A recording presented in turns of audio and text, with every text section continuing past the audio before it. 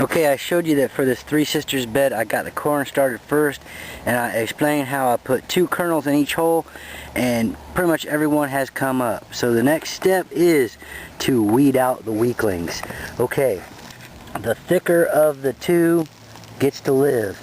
Sometimes it's hard to decide which is the thicker of the 2, but the thicker of the 2 will stand. And the others I just clipped, they're food. Alright, the corn is up and running, and so now I'm putting in the beans. These are rattlesnake beans. It's a running type of green bean.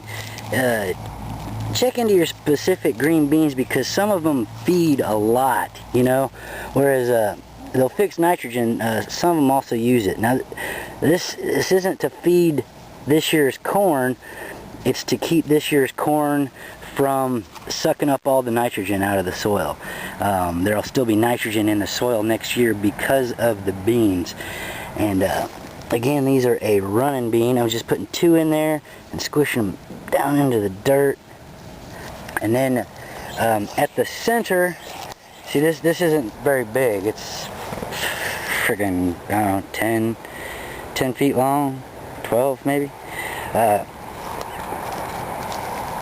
I have a little mound of compost, or compost, however you want to say it, and the squash we be planting this time is a pumpkin.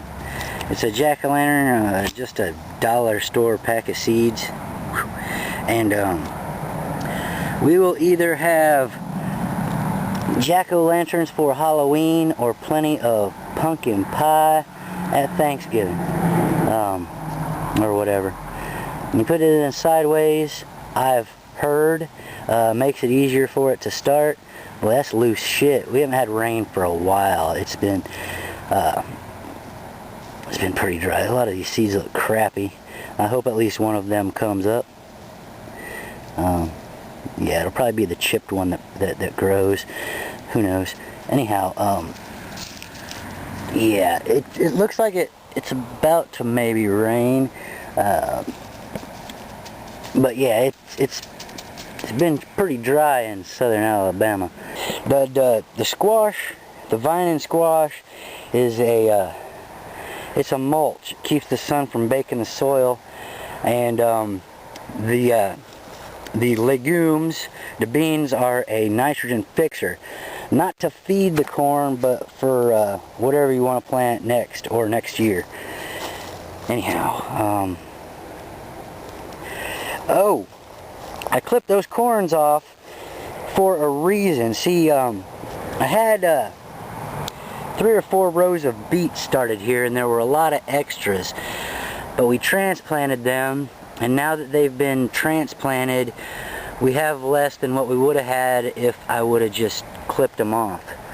So there's proof positive. Just clip off extra plants. Don't try to transplant everything. Plant extra.